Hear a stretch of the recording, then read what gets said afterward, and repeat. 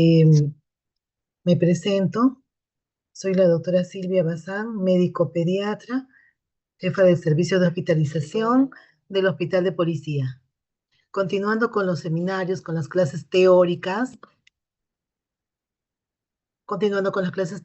vamos a seguir con el siguiente tema. El tema que vamos a tratar hoy es tuberculosis extrapulmonar en pediatría.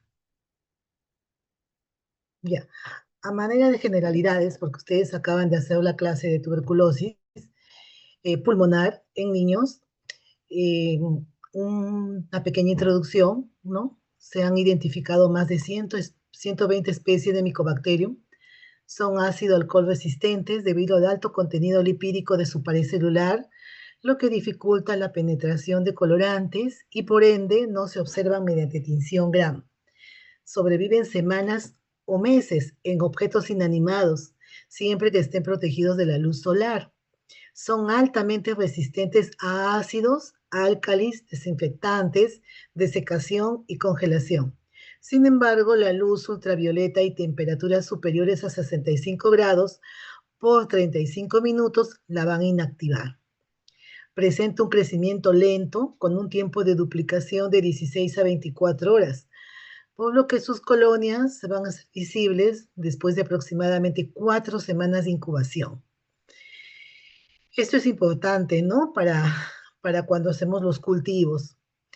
La manifestación de la tuberculosis en niños es diferente a la de adultos, ¿no? La multiplicación bacteriana es mucho más rápida en niños que en adultos, ¿no? Debido a la inmadurez del sistema inmunológico de los niños, ¿no? Lo que va a conllevar a un mayor riesgo de progresión a formas graves y diseminadas de la enfermedad. Los menores de 15 años van a ser considerados grupos vulnerables, ¿no? Debido a sus características inmunológicas y fisiopatológicas propias de la edad pediátrica. En particular, los niños menores de 5 años van a desarrollar formas graves de TBC, ¿no? Como la TB miliar y la meningitis tuberculosa. Ya, un poco de epidemiología. Según la Organización Mundial de la Salud, en los estudios hechos en el 2019, se estimó que son más de 10 millones de casos de TB calculados y aproximadamente 1.1 millón, que constituye el 11%, se presentan en niños menores de 15 años, con similar frecuencia en niños y niñas, ¿no? El Perú va a ocupar el segundo lugar de TBC en Latinoamérica. La tuberculosis en niños menores de 5 años va a representar el 15% del total de tuberculosis. La tuberculosis es un problema de salud pública mundial, a pesar de las políticas que se implementan, ¿no? Ya que tiene un diagnóstico difícil y la adherencia al tratamiento también es difícil. La tuberculosis en edad pediátrica está subestimada por las dificultades del diagnóstico en niños, ¿no? Y también por el escaso reporte. Entonces, entramos a lo que es TBC pulmonar, ¿no? La TBC extrapulmonar, ¿no? Aunque el pulmón es el órgano de predilección, ¿no? Para la infección por tuberculosis, esta enfermedad también puede afectar a cualquier órgano o sistema del cuerpo humano, ¿no? La patogénesis de la TB extrapulmonar difiere en relación al adulto, ya que en la edad pediátrica es más común la progresión primaria por diseminación hematógena que la reactivación por infección latente como ocurre en el adulto, ¿no? Niños, diseminación hematógena y adultos o adolescentes jóvenes, reactivación primaria. Los niños van a constituir la población vulnerable, ¿no? Tras la primoinfección van a presentar un mayor riesgo a desarrollar enfermedad y evolucionar a formas graves. Se estima que un 10% de niños infectados por tuberculosis va a desarrollar la enfermedad tuberculosa y la mayoría durante el primer año posterior a la infección, ¿no? Esto es en adultos, ¿no? Puede demorar hasta varios años en hacer la infección, pero en niños, desde que se contagian, hacer las formas extrapulmonares puede tardar desde el contagio hasta un año o menos de un año. Usualmente los niños se infectan por contacto directo con adultos o adolescentes, ¿no?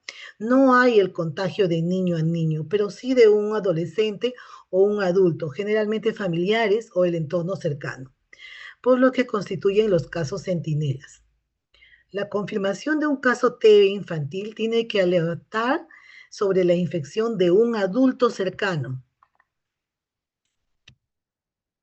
Los niños quienes desarrollan la enfermedad tuberculosa usualmente lo hacen en el primer año, luego de haberse infectado. Su tiempo de latencia es mucho menor para desarrollar la enfermedad. Las manifestaciones van a ser más agudas en lactantes, ¿no? Por lo tanto, la presencia de tuberculosis en un niño es un indicador de reciente transmisión del Mycobacterium en la comunidad. Además, los niños, particularmente los menores de 2 años, van a tener un mayor riesgo a hacer enfermedad diseminada, ¿no? Que se asocia a una alta morbimortalidad. En adolescentes, que también es una población vulnerable desde muchos puntos de vista, sea psicosocial o biológico, también se incrementa el riesgo a desarrollar TBC y usualmente presentan una enfermedad pulmonar ya parecida a la del adulto, ¿no? Suelen ser a menudo bacilíferos, no como los niños pequeños. Los pequeños son paucibacilares, los adolescentes o adultos ya son bacilíferos. Su presentación puede ser más insidiosa. Acuérdense que en el niño pequeño, lactantes preescolares, es más aguda. Por definición, entonces, la TBC extrapulmonar es la infección producida por el Mycobacterium tuberculoso que va a afectar a tejidos y órganos fuera del parénquima pulmonar. A menor edad, mayor riesgo de desarrollo extrapulmonar y sus formas diseminadas, ¿no? Las formas más graves van a incluir a la TB miliar y a la meningitis TB. La tuberculosis extrapulmonar tiene predilección, repito, por el pulmón, pero de ahí se puede diseminar a cualquier parte del cuerpo. Se puede ir al sistema genitourinario, al sistema digestivo, a la pleura, al sistema osteoarticular, puede irse a los ganglios linfáticos, al corazón, al pericardio. Hay TBC oftalmológica, TBC de piel, ¿no? De huesitos y meninges. Ya, pero esta TBC extrapulmonar tiene frecuencias, ¿no? Tiene frecuencias en los sitios en que se va a presentar, ¿no? Acá tenemos un gráfico donde vemos el porcentaje de TBC pulmonar, ¿no? Esto de acá es un cuadro hecho hasta el 2019, donde vemos que un 81.57% desarrolló formas pulmonares y de estos un 18.35% hizo formas extrapulmonares, ¿no? Hasta el año 2026 llegaban a un 19%, ¿no? De total de casos de tuberculosis extrapulmonares. Están más en riesgo los pacientes que tienen comorbilidades, ¿no? Y en las estadísticas, que casi no varían en los países de Sudamérica, las formas que más se presentan son la forma pleural, seguida de la ganglionar y la meningia. En cuanto a la fisiopatología, ¿no? Ustedes han hecho ya su clase de tuberculosis pulmonar, ¿no? Vemos que el individuo, en este caso el niño, la persona que va a ser contagiada por un adolescente o por un adulto con micobacterias, estas micobacterias o bacilos van a ingresar a lo que es el sistema respiratorio bajo, ¿no? Van a ingresar a nuestros pulmones. En los pulmones se va a activar la inmunidad innata, que es la primera línea de defensa. Ahí va a ocurrir lo que es la eliminación de la infección, ¿no? ¿Quiénes se van a encargar de eliminar la infección o estos bacilos, ¿no? Son los macrófagos, los macrófagos pulmonares van a tratar de englobar, de fagocitar a estos micobacterios, ¿no? Luego de esto, la mayoría van a ser fagocitados y van a permanecer dentro del macrófago, ¿no? Dentro del macrófago también se puede producir una lisis. Muchos microorganismos o muchos micobacterios van a ser eliminados, pero también en algunas personas, en algunos niños, como son los, o en niños, ¿no? Eh, Va a haber todavía unos cuantos bacilos que van a permanecer como dormidos, ¿no? El macrófago activa un sistema, una serie de enzimas y reacciones con las lisocimas, ¿no? Que logran como inactivar a este micobacterium, ¿no? Y quedan en forma latente. En el adulto, esta forma latente puede permanecer muchos años y cuando son adultos, por alguna razón, ¿no? Se pueden volver a activar. Pero en la población pediátrica es diferente, ¿no? En la población pediátrica en ciertos niños, en donde acá juega un papel muy importante el sistema inmunológico, el sistema de defensa, ¿no? No va a haber un control de la infección, ¿no?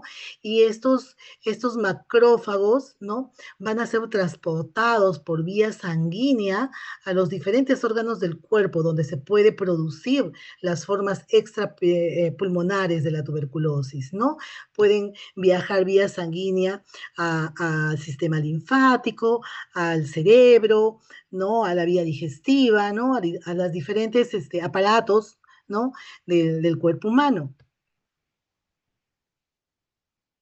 Como decía, ¿no? La reactivación, puede haber una reactivación de muchos años en el adulto, pero en el niño, en el lapso desde que se contagió a un año, es que puede producir la salida de este micobacterium, de ese sistema macrófago, ¿no?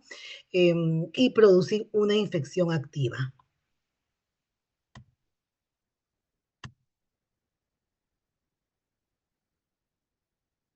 Ya. Les había comentado ya que hay diferentes lugares donde puede colonizar, ¿no? Donde puede diseminarse el micobacterium, ¿no? Y una de ellas es producir una linfadenitis ganglionar, lo que se conoce como una TB ganglionar, ¿no? La afección a los ganglios superficiales va a ser la manifestación extrapulmonar más frecuente después de la pleural, ¿no? Puede ocurrir hasta en un 60 a 70% de TB extrapulmonar son las ganglionares, ¿no? Los ganglios o la primoinfección o la de linfadenitis se va a desarrollar al año de la primoinfección, ¿no? Con un tiempo de lactencia corto, ¿no? Pueden ser de 2 a 3 meses, ¿no? Y las manifestaciones agudas principalmente se van a desarrollar o van a ser más notorias en los niños menores a 2 años, ¿no? La linfadenitis se va a acompañar de TB pulmonar activa hasta el 15% de los casos y suele manifestarse con nódulos indoloros, elásticos, adherentes a la piel, ¿no? Estos también pueden ulcerarse o fistulizarse y así formarse las llamadas escrófulas, ¿no?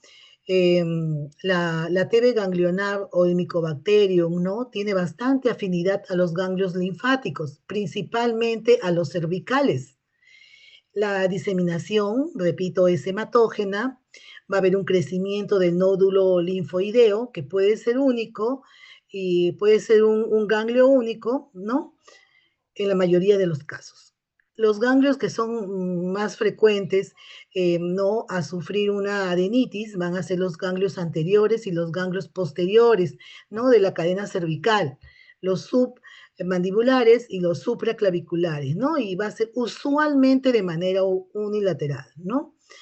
Toda masa en el cuello que tenga más de 2 centímetros con evolución mayor de un mes se debe descartar TB.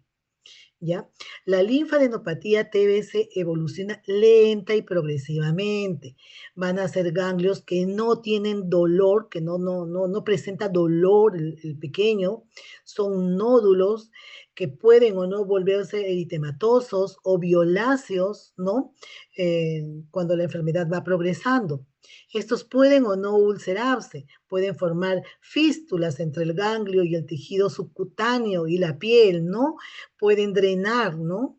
Cuando, produciéndose la escrófula. Puede haber o no fiebre de bajo grado, no son fiebres altas, astenia, pobre ganancia de peso, ¿no? Acá vemos una imagen, ¿no? Cervical, la mayoría son cervicales, es un ganglio bastante grande, miren. Acá vemos otro ganglio y este ganglio ya está supurando, ¿no? Ya ha hecho una fístula hacia el exterior. Es bastante frecuente.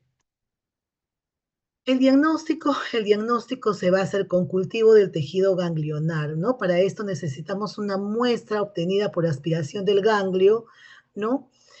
Para hacer la tinción y el estudio histopatológico, ¿no? También se hace al mismo granuloma PCR para Mycobacterium TB.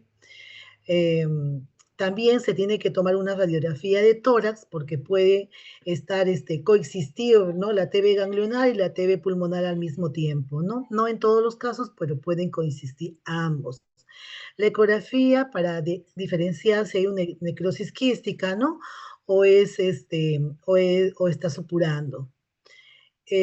También se puede hacer tomografía, resonancia magnética. En todos los pacientes con estudio de TBC se hace el PPD, que en una TB ganglionar puede estar positiva de 74 a 100%, ¿no? Si expectora, hacer BK en esputo. Siempre que haya síntomas respiratorios, se tiene que pedir radiografía de tórax.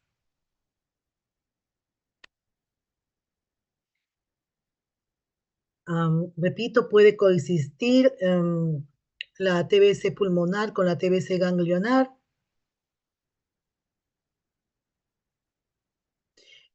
Hacer un diagnóstico diferencial es importante, ¿no? Porque no toda masa, no todo ganglio inflamado va a ser TB ganglionar, ¿no? Entonces se debe buscar otras patologías que también son bastante frecuentes, ¿no? Como la adenitis viral, ¿no? Las escarlatinas, las enfermedades de Kawasaki cursan con una adenitis, ¿no? Que puede ser viral, o una adenitis bacteriana, ¿no? En el caso de enfermedades como la bartonelosis, ¿no? O también podría ser una masa neoplásica, ¿no? Pero en la edad pediátrica debemos de tener en cuenta los linfomas o los sarcomas, ¿no? Carcinomas y otras patologías. La fiebre por arañazo de gato, producida por la Bartonella geselae, también va a producir aumento de tamaño del ganglio, ya la toxoplasmosis, la histoplasmosis, enfermedades vasculares del colágeno también producen aumento del ganglio. Entonces ahí es importante hacer una buena historia clínica para hacer nuestro diagnóstico diferencial, ¿no? Una buena anamnesis, tenemos que preguntar sobre la epidemiología, contactos, ¿no? Tiempo de enfermedad para poder establecer nuestros diagnósticos diferenciales. Al tener nuestros diagnósticos ya diferenciales, tenemos que hacer el descarte con los estudios que se tienen que hacer para descartar otras patologías, ¿no? Después de esto, recién eh, el ganglio sigue aumentando de tamaño, salen negativos los otros estudios, no tiene ya más de un mes, entonces es una alta sospecha de que sea un ganglio TB, ¿no? Para lo cual tenemos que hacer biopsia. La TBC del sistema nervioso central, ¿no? Esta afección del sistema nervioso central ocupa el tercer puesto dentro de las afecciones extrapulmonares en tuberculosis, ¿no? Y comprende fundamentalmente tres entidades: la MECTB, el tuberculoma intracraneal y la aracnoiditis tuberculosa, ¿no? Cerca del 30% de pacientes con diagnóstico de TBC del sistema nervioso central mueren a pesar del tratamiento, ¿no? Por lo que el desenlace clínico se relaciona con el diagnóstico temprano y el inicio empírico del tratamiento.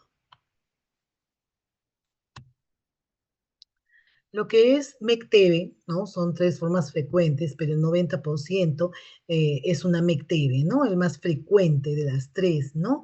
Significa que hay una meningoencefalitis, ¿no?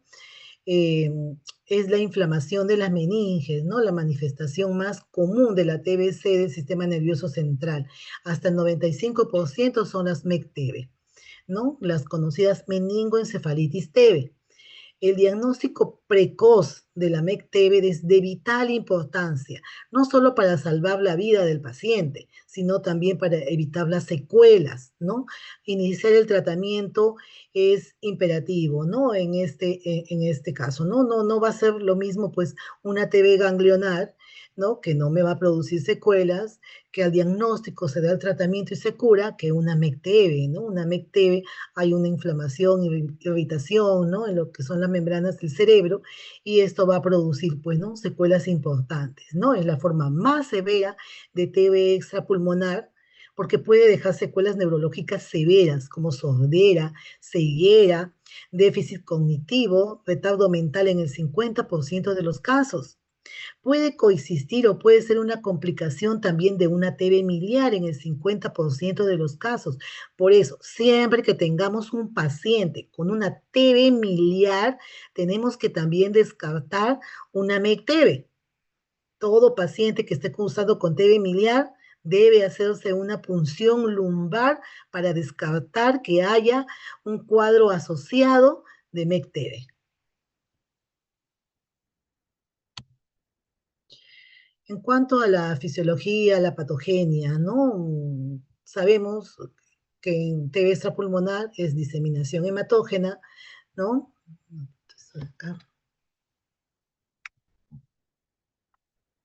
es la diseminación hematógena, el bacilo que ha ingresado al pulmón por vía inhalatoria se va a diseminar vía hematógena a los distintos aparatos del cuerpo. Uno de ellos puede llegar a la meninges. A las meninges, en las meninges se van a formar los tubérculos caseosos en los plexos coroideos y estos se van a denominar los focos o los nódulos de Rich. ¿No? Ahora, estos nódulos de Rich, estos tubérculos caseosos, que no son más que los macrófagos, ¿no? Que han englobado al Mycobacterium, ¿no? Pueden romperse, puede haber una ruptura caseosa y se esparce al espacio subaracnoideo, produciendo la diseminación. ¿No? Al haber la diseminación va a haber una implantación de estos bacilos en las meninges del encéfalo, ¿no? Va a haber un derrame de estos bacilos tuberculosos, ¿no? Y la proteína tuberculosa en el espacio subaranoideo, produciéndose una intensa reacción de hipersensibilidad dando lugar a cambios que van a ser marcados en la base del cerebro, ¿no? Se puede producir una vasculitis, una aracnoiditis o un edema cerebral.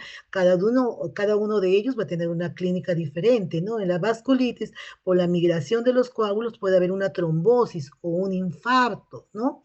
En una aracnoiditis hay inflamación de la aracnoides, de la meninges, lo que se va a producir es una hidrocefalia, ¿no?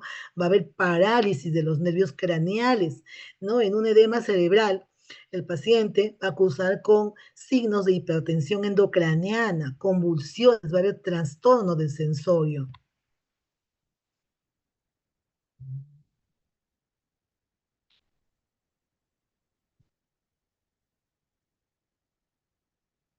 Ya la MECTEBE, ¿cómo hacemos el diagnóstico de una MECTEBE, de una meningoencefalitis tuberculosa, ¿no?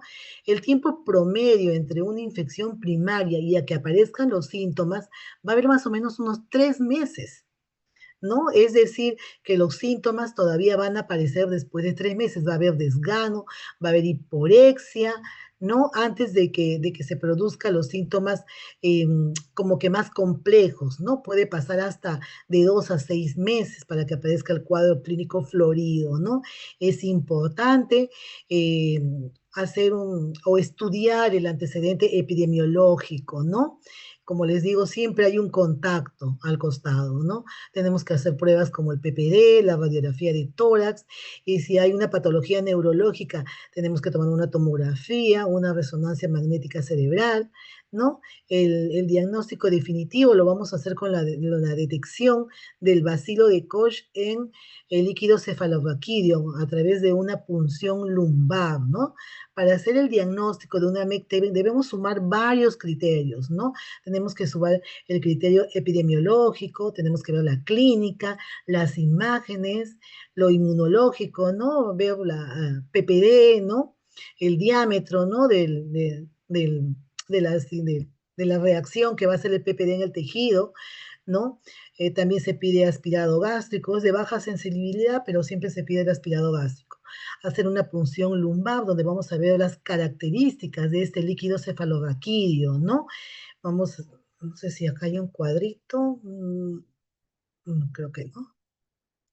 ¿No? Vamos a ver las características del líquido cefalorraquídeo, ¿no? Donde va a haber una celularidad, ¿no? Se supone que en el líquido cefalorraquídeo no debe de haber ningún leucocito, ¿no? En este caso podemos encontrar de 50 a 100 leucocitos a predominio de neutrófilos, ¿no? Hay una hipoglucorraquia, hay proteinorraquia, ¿no? El test de ADA va a estar positivo, ¿no? Tiene una alta sensibilidad el test de ADA.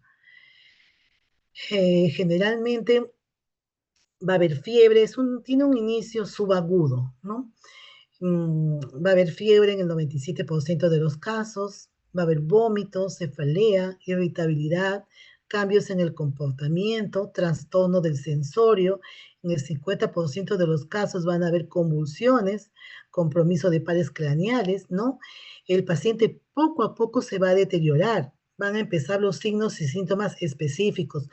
A veces es difícil hacer el diagnóstico, ¿no? Que un paciente venga con cefalea, con dolor de cabeza y fiebre, es inespecífico, ¿no? Hay un montón de diagnósticos que cursan con esos síntomas, ¿no? Por lo tanto, los primeros días va a ser un poco difícil, ¿no?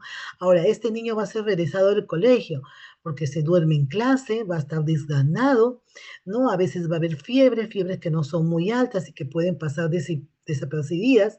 A eso se llama febrícula. El niño va a dejar de ganar peso. Y cuando está en estadios más avanzados, recién van a haber síntomas floridos, como la hipertensión endocraniana, ¿no? ¿Cómo se manifiesta la hipertensión endocraniana? Hay vómitos explosivos, ¿no? Entonces, tenemos que ser muy acuciosos con el diagnóstico temprano. El cuadro clínico, van a haber 3 fases en el cuadro clínico. Va a haber la fase prodrómica, ¿no? Que dura de 1 a 3 semanas. Van a haber los síntomas o el inicio va a ser insidioso. Va a haber malestar general, cansancio, cefalea, febrícula. Puede haber algunos cambios en la personalidad, ¿no? Y si son lactantes, va a haber retraso en el desarrollo. Después viene la fase meningia, que tiene un inicio más brusco, ¿no? Donde ya vamos a ver características neurológicas más pronunciadas, como un meningismo, ¿no? El paciente va a focalizar, ¿no? Es decir, ¿qué significa? Que no va a poder mover un brazo o una pierna o los dos de un solo lado, ¿no? Eso se llama focalizar. Va a haber cefalea prolongada, vómitos, letargo, confusión, va a haber diversos grados de alteraciones de los nervios craneales. Puede haber hidrocefalia, hipertensión endocraniana, vasculitis. Algunos niños no muestran signos de irritación meningia, pero sí de encefalitis. Y el principal signo de una encefalitis es la desorientación, también en el trastorno del movimiento y del habla. Luego viene la fase paralítica. La fase paralítica, aquí el ritmo de la enfermedad se acelera rápidamente. De la confusión puede pasar al coma o al estupor, ¿no? Pueden haber convulsiones, hemiparesia, hemiplegia, ¿no? Para la mayoría de los pacientes no tratados, la muerte sobreviene dentro de las 5 a 8 semanas de inicio de la enfermedad. Imagínense, en 5 a 8 semanas sin tratamiento, el paciente pues tiene pocas posibilidades de vida, ¿no? La rigidez de nuca, el signo de Kearney y el signo de Bruskinski van a ser los signos meningios, ¿no? Hay rigidez de nuca, ¿no? Hay estos signos cuando hay irritación de las membranas meningias.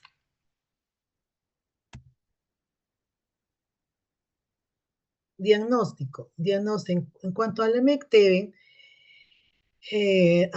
cuando hay compromiso neurológico, tenemos que pedir imágenes, ¿no? Imágenes para ver el cerebro, tenemos que pedir un TAC cerebral, una resonancia magnética, ¿no? Una radiografía de tórax también para ver si está coexistiendo junto con una enfermedad pulmonar activa, ¿no? En la tomografía lo que vamos a ver es hidrocefalia, ¿no? Hidrocefalia, que lo vamos a ver, que puede ser una hidrocefalia no comunicante o una comunicante, ¿no? Aracnoiditis, hay inflamación, edema cerebral, ¿no? Siempre, ¿no? Ante la sospecha, pedir TAC cerebral. Y bueno, idealmente antes de hacer una punción cerebral, porque si hay signos de hipertensión endocraniana, no podemos hacer la punción lumbar, ¿no?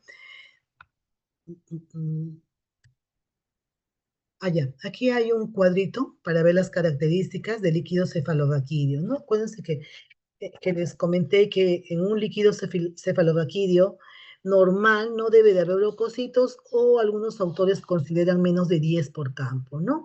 En una MEC-TB podemos tener desde 500 o hasta menos de 500 y hasta 1000 leucocitos, ¿no? Diferente a una meningitis bacteriana no tuberculosa donde hay mayor de 1000 leucocitos por campo, ¿no? En una MEC-TB puede haber menos de 500 y hasta 1000 leucocitos, ¿no?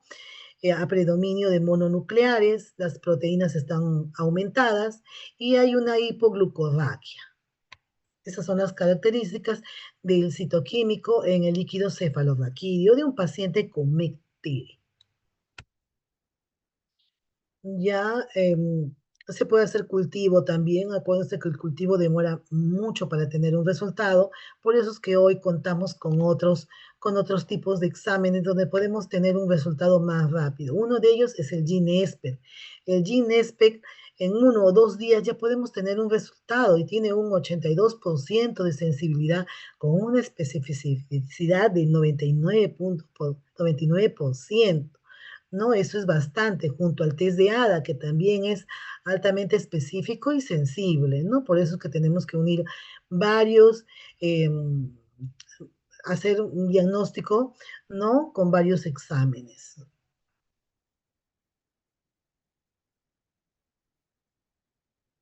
Ahora, si nosotros tenemos alta sospecha de tener una TB, o de una meningitis o cualquier, ¿no? Patología que enfoca el cerebro y que pueda ser infeccioso, si no tenemos a la mano los exámenes, al menos un citoquímico, ¿no? Un citoquímico se puede hacer en cualquier sitio, en cualquier lugar del Perú. Exámenes ya como el test de ADE, el GeneSpec, a veces no podemos contar, ¿no? Si MINSA, que veo que todavía no lo tiene, porque son exámenes que se tienen que pagar de más o menos alto costo, se hace un citoquímico que se puede ver en cualquier microscopio y rápidamente hacer el tratamiento. No voy a esperar 4 o 5 días a que le hagan pruebas moleculares, ¿no? PCR, GeneSpec, y retrasar mi diagnóstico, porque mientras más me demoren a hacer el diagnóstico, mayor es la mortalidad y también las secuelas que puede ocasionar en mi paciente. Que se, y si no tengo ningún examen, igual inicio el tratamiento sin exámenes.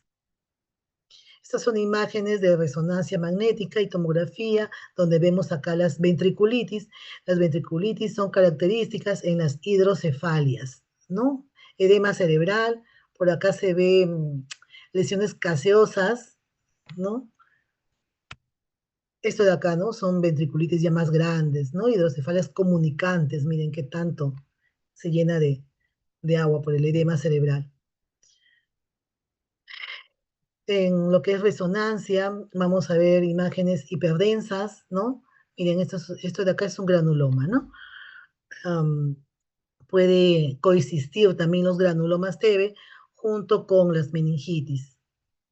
Acuérdense que meningitis, inflamación de las membranas meningias, ¿no? Y el tuberculoma ya, pues, ¿no? Son como como tumores de calcio, ¿no? Ya, en cuanto al tratamiento, el esquema de tratamiento va a ser diferente en los tipos de TBC, me imagino que eso ya les han dicho, ¿no? El esquema normal, ¿no? Para la tuberculosis pulmonar, pleural, ganglionar, son esquemas de 6 meses con las drogas principales, ¿no?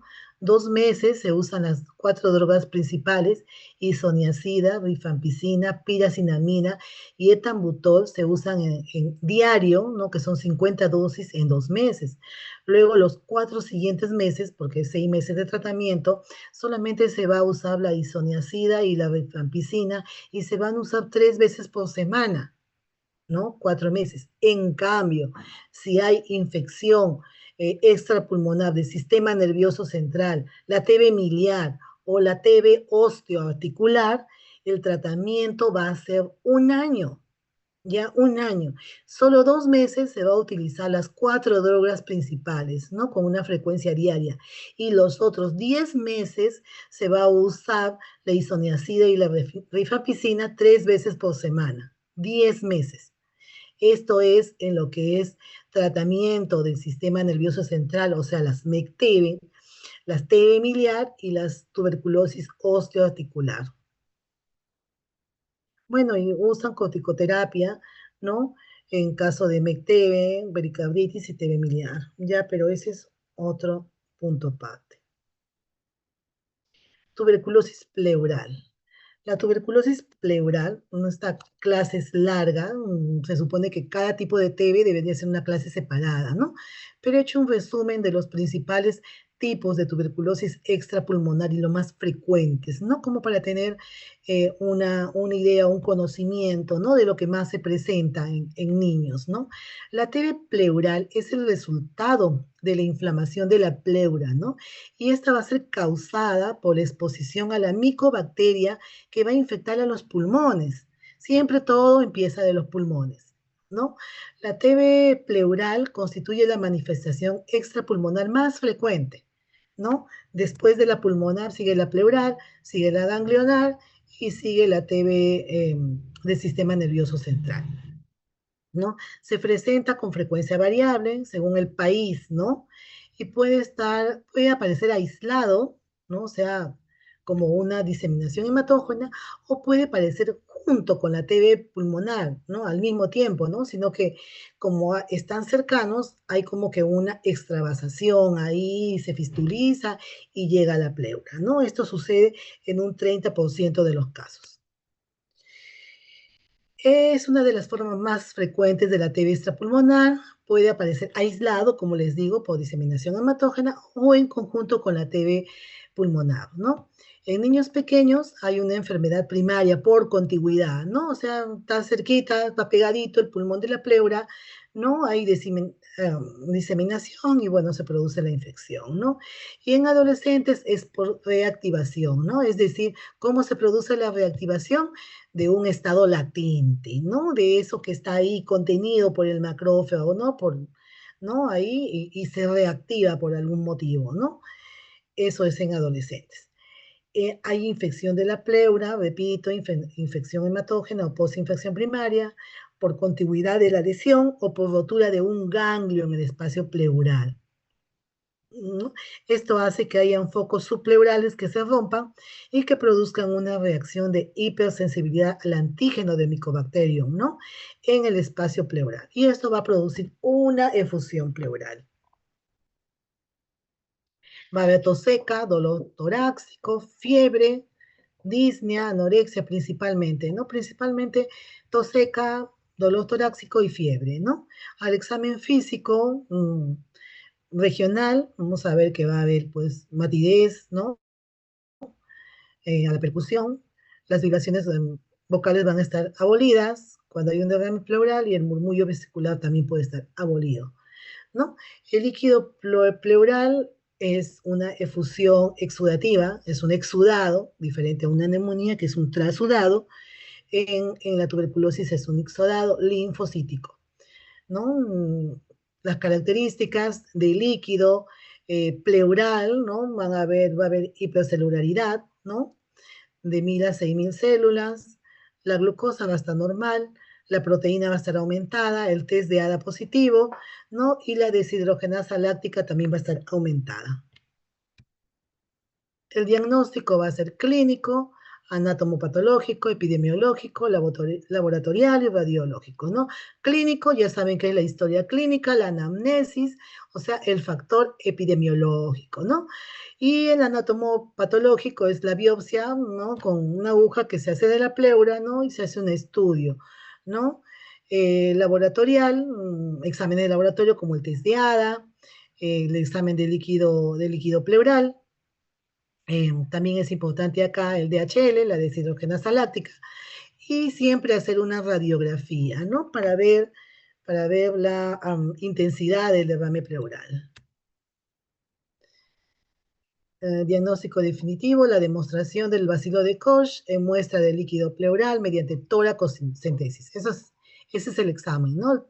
La toracocentesis que consiste en introducir una aguja y, bueno, obtener líquido del espacio pleural, ¿no? La toracocentesis. En el líquido pleural va a haber exudado linfocitario, la glucosa normal o disminuida, vamos a ver que va a haber una vaciloscopía, ¿no? La sensibilidad del cultivo es relativamente, ¿no? De 25 a 75%, muy efectivo el Ginesper, con una sensibilidad de 62% y especificidad del 98%, ¿no? Altamente específico, ¿no? Lamentablemente no tiene acceso todavía a nivel nacional el Ginesper. Pero en los laboratorios de Lima, costeados por los familiares, se puede hacer, ¿no? El líquido pleural, ¿no? Ya habíamos visto, creo, ¿no? Aquí hay una alta celularidad del líquido pleural de leucocitos. El DHL que va a estar aumentado en comparación con el suero, va a estar aumentado. Las proteínas también aumentadas. La glucosa puede estar normal o aumentada, diferente a un trasudado, ¿no? Un trasudado, características de una neumonía, ¿no? Definir o diferenciar entre trasudado y exudado. En cuanto al diagnóstico, el test de ADA, que le decía, junto también a otros, ¿no? Constituye un método diagnóstico, ¿no? Más exámenes positivos aumenta la sensibilidad del diagnóstico, ¿no? Esta es una radiografía de tórax donde pues apreciamos un derrame pleural, ¿no? Vemos acá la opacidad, la radiopacidad, vemos que aquí todos los ángulos, ¿no? Están cerrados, ¿no?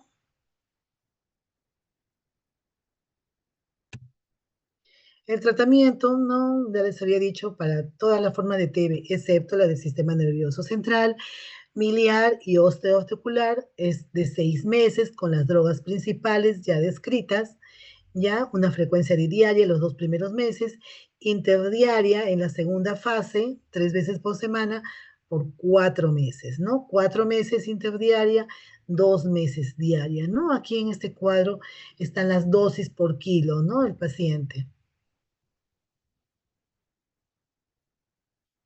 Ya este esquema es diferente en los pacientes que están coinfectados con VIH-Sida, es diferente a los pacientes, repito, con TB miliar, del sistema nervioso central y el osteoarticular. Pasamos al siguiente, ¿no? Poco frecuente, pero no menos importante, la TB miliar. La TB miliar tiene una frecuencia del 1 al 2% de los casos de TB. Es una forma grave de tuberculosis, ¿no? Afecta a desnutridos, coinfectados con VIH, pacientes que tienen insuficiencia renal crónica, pacientes inmunosuprimidos, pacientes consumidores de corticoides de uso crónico, ¿no? Pacientes que utilizan medicamentos biológicos, ¿no?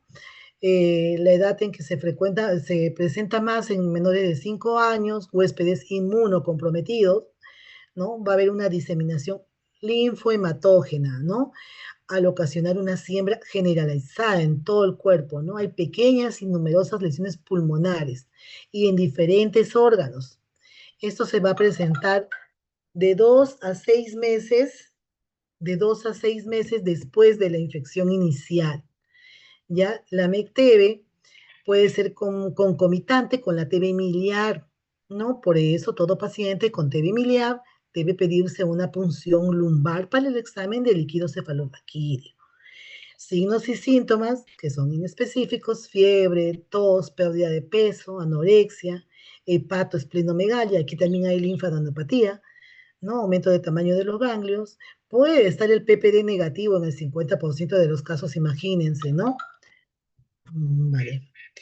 Y el tratamiento, les repito, se da por 6 meses.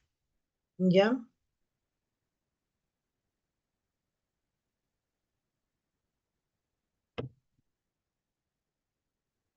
Esta es una radiografía de una TB miliar, ¿no? Donde vemos una lesión parenquimal difusa, ¿no? Aquí también hay consolidación neumónica. Esto que ven acá es una consolidación neumónica y en todo el parénquima pulmonar se ve como un infiltrado intersticial en vidrio esmerilado, ¿no? Vemos ahí, miren, todo el pulmoncito está afectado. Es siempre por todos lados acá. Por último, y no menos importante, la TB osteoarticular, ¿no? Que representa el 11% de las formas de TB extrapulmonar. Puede afectar a cualquier hueso. Hay una espondilitis y enfermedad de POT que van a representar el 50% de los casos. Su síntoma principal va a ser el dolor, ¿no? El dolor óseo de larga duración, o sea, más de 6 meses de dolor, asociado a síntomas constitucionales. ¿Cuáles son? Pérdida de peso, anorexia, ¿no? Un desgano. El foco primario es el pulmón. Del foco primario va a haber una diseminación linfohematógena, hematógena, ¿no? Principalmente se produce a epífisis y metáfisis de huesos largos, ¿no? O tejido esponjoso de vértebras, carpo y metacarpo. Ya va a producirse una artritis crónica, ¿no? Compromete las articulaciones. Puede haber osteomielitis en el huesito, ¿no? También se puede producir el mal de Pot. El mal de Pot va a afectar a la columna vertebral, ¿no? Se va a producir una espondilitis o una espondilodicitis. El mal de Pot espinal, ¿no? Afecta a la columna dorsal. Va a haber una jiba, ¿no? Por afectación dorsal, ¿no? Puede afectar más, dos o más cuerpos vertebrales. Eh, Hay una espondilolicitis, hay afección del disco vertebral, espondilodicitis, lo más frecuente, absceso paravertebral y hay un absceso del psoas, ¿no? Así como el dibujo, ¿no? El niño es jorobadito, tiene su jiba, eso es el mal de Pot. Hay dolor de espalda, deformación de la columna, está afectado eh, las vértebras, ¿no? El disco, ¿no? Lo que produce pinzamiento, paraparesia, paraplegia, y hay síntomas constitucionales, ¿no? El diagnóstico, importante, la historia clínica, el antecedente epidemiológico, ¿no? Eh, Se tiene que aislar, ¿no? El bacilo en muestra obtenida por punción, por aspiración del absceso, ¿no? Tenemos acá una fotito de una resonancia magnética, ¿no? Vemos acá un absceso, se tiene que entrar en sala de operaciones, hacer una limpieza, ¿no? Y sacar una muestra de dónde está el absceso, ¿no? Una muestra para hacer una biopsia de hueso. El tratamiento es 1 año, igual que la MECTEBE y la TB miliar. Y para terminar, las meningoencefalitis tuberculosas van a ser la causa más común de MECTEBE subaguda y la forma más severa de TB extrapulmonar. Cuanto más precoz hagamos el diagnóstico de MECTEBE, menor serán las posibilidades de secuelas neurológicas. La TB ganglionar es la forma más frecuente de TB extrapulmonar. Los ganglios cervicales son los más afectados. La TB pleural puede ser producto de enfermedad primaria o reactivación. Y la TB espinal, mal de Pot, es consecuencia de la diseminación hematógena del Mycobacterium tuberculosis a la densa vasculatura de los cuerpos vertebrales, ¿no? Produciendo osteomielitis de la vértebra y afección del disco intervertebral, produciendo una disitis. Sé que el tema es largo, lo he tratado de hacer lo más corto posible, ¿no? Si tienen preguntas.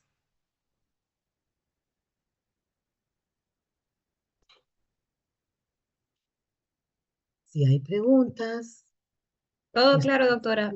espero que hayan comprendido. Gracias por su atención y hasta la próxima clase. Jóvenes, buenas tardes.